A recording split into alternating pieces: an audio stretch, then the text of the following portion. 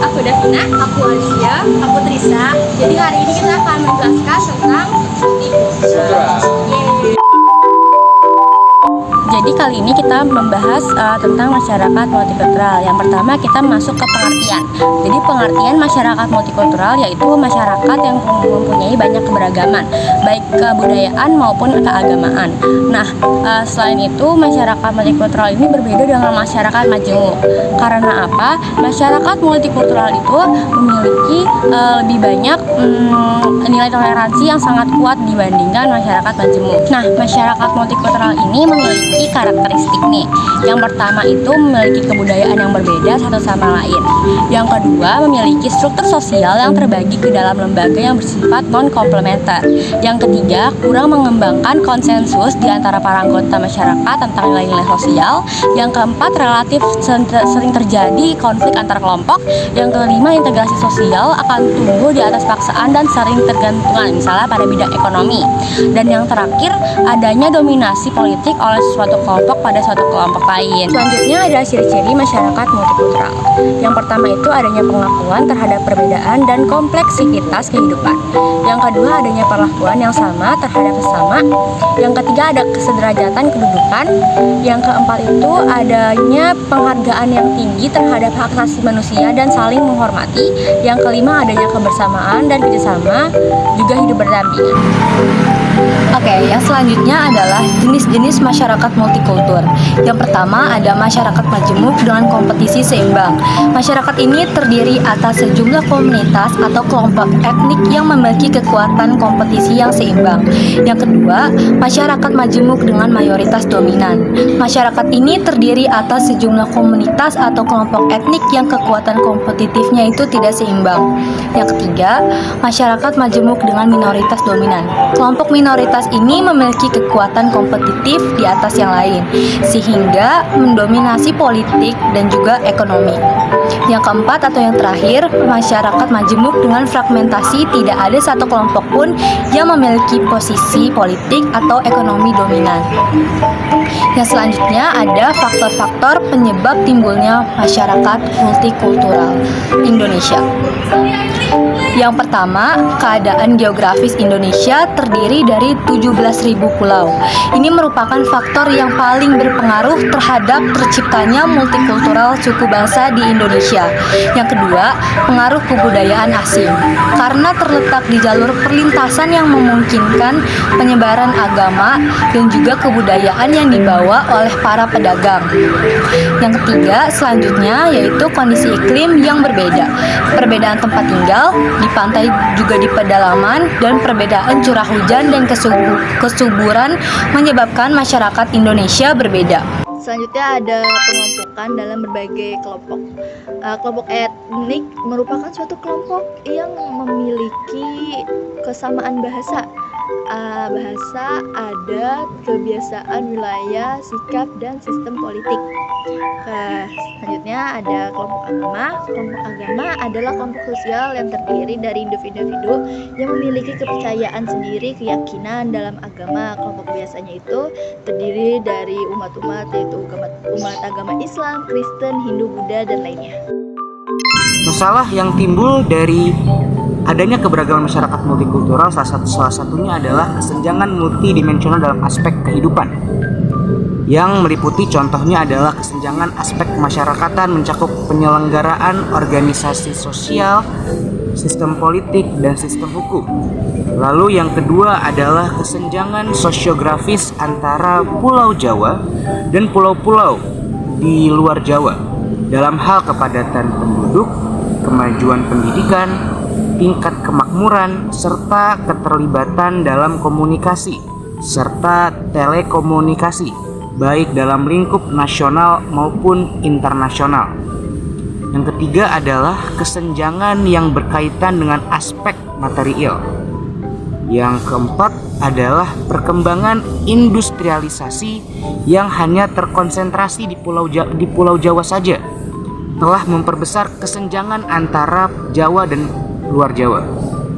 Dan yang keempat adalah kesenjangan antara mayoritas dan minoritas. Selain itu, terciptanya juga kesenjangan antara pribumi dan non-pribumi. kesenjangan antara penganut agama mayoritas dan minoritas, serta kesenjangan antara kaya dan miskin dalam hal aspek ekonomi.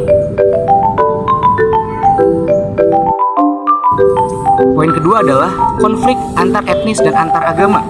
Nah, dampak dari pendominasian kekerasan dan teror yang pertama adalah kemunculan dan kesadaran kemantapan kesukubangsaan pada mereka yang merasa tidak diadili dan menjadi tidak berdaya sebagai lawan dari kesukubangsaan dan para preman, orang-orang yang tergolong sebagai suku bangsa preman.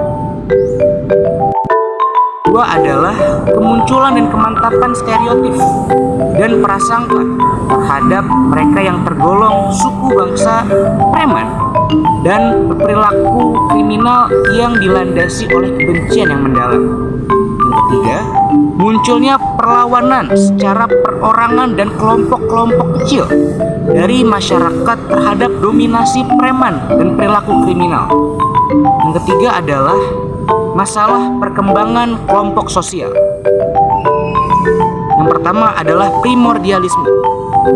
Primordialisme adalah paham atau ide dari anggota masyarakat yang mempunyai kecenderungan untuk berkelompok sehingga terbentuklah suku-suku bangsa. Dampak negatif dari primordialisme antara lain hubungan antar bangsa, menghambat proses asimilasi dan integrasi, mengurangi bahkan menghilangkan objektivitas ilmu pengetahuan, dan penyebaban terjadinya diskriminasi. Primordialisme juga memiliki dampak positif. Yang pertama adalah meneguhkan rasa cinta tanah air. Yang kedua, mempertinggi kesetiaan terhadap bangsa. Yang ketiga, mempertinggi semangat patriotisme. Dan yang kelima adalah tetap menjaga keutuhan dan kestabilan budaya. Selain primordialisme, ada pula etnosentris. Etnosentris adalah sikap menilai unsur-unsur kebudayaan dengan menggunakan kebudayaan sendiri, atau dapat diartikan sebagai sikap yang menganggap suku lain itu tidak sebaik dengan suku yang berasal dari dirinya sendiri. Dampak negatif etnosentris adalah mengurangi keobjektifan ilmu pengetahuan, menghambat pertukaran budaya, menghambat proses asimilasi kelompok yang berbeda, dan memicu timbulnya konflik sosial. Lalu, selanjutnya kita akan membahas proses perkembangan keanekaragaman dalam masyarakat. Yang pertama adalah intersected social structure. Suatu struktur sosial dinamakan intersected apabila keanggotaan para warga masyarakat dalam kelompok-kelompok sosial yang ada bersifat menyilang atau silang, atau yang disebut dengan interseksi. Adalah sebuah kelompok yang terdiri dari berbagai macam suku, agama, maupun ras.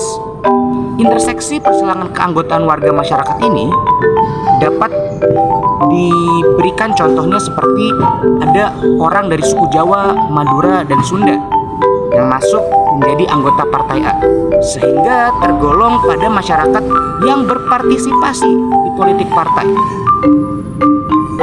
Lalu ada cross-cutting affiliations yang melahirkan cross-cutting loyalty. Selain dapat meredakan konflik, juga dapat digunakan sebagai penyeimbang untuk mencegah terjadinya konflik yang tajam di antara suku-suku bangsa. Jadi, konsekuensi perubahan interseksi terhadap diferensial adalah perubahan yang mengarah pada kemajuan dalam segala aspek kehidupan, ekonomi, politik, hukum, dengan maksud mewujudkan persatuan dan kesatuan bangsa yang lebih berbineka tunggal ika. Proses persilangan antar kelompok masyarakat dapat memberikan dampak sebagai berikut. Yang pertama, melahirkan perasaan saling memiliki dan tanggung jawab. Yang kedua, bersifat mengikat terhadap tempat wadah ataupun keanggotaannya. Yang ketiga, tetap menjadi loyalitas terhadap kelompok sosialnya. Yang keempat, mengecek terjadinya antar kelompok sosial tersebut. Dan yang kelima adalah mewujudkan persatuan dan kesatuan bangsa. Selanjutnya adalah consolidated social structure. Adalah struktur sosial masyarakat yang terjadi apabila tumpang tindih parameter sehingga terjadi penguatan identitas keanggotaan warga masyarakat di dalam kelompok sosial. Sebuah kelompok sosial yang merupakan wadah dari suatu individu maupun kelompok yang memiliki persamaan ras, persamaan suku bangsa, dan persamaan agama. Ini adalah dengan adanya primordialisme sebagaimana diuraikan di materi sebelumnya, juga mendorong lahirnya berbagai organisasi-organisasi yang menganut landasan ini. Contohnya seperti Partai Nasional Indonesia, Majelis Syuro Muslim atau yang disebut dengan Masyumi, Partai Masyumi. Di samping pula itu ada organisasi yang bersifat kedaerahan, antara lain Jong Java, Jong Sumatera Bon, Jong Celebes, dan lain-lain. Sekian dari kelompok kami. Thank you for watching. Bye-bye. Thank you. Woi, bantuin gue ambil dulu. Di mana?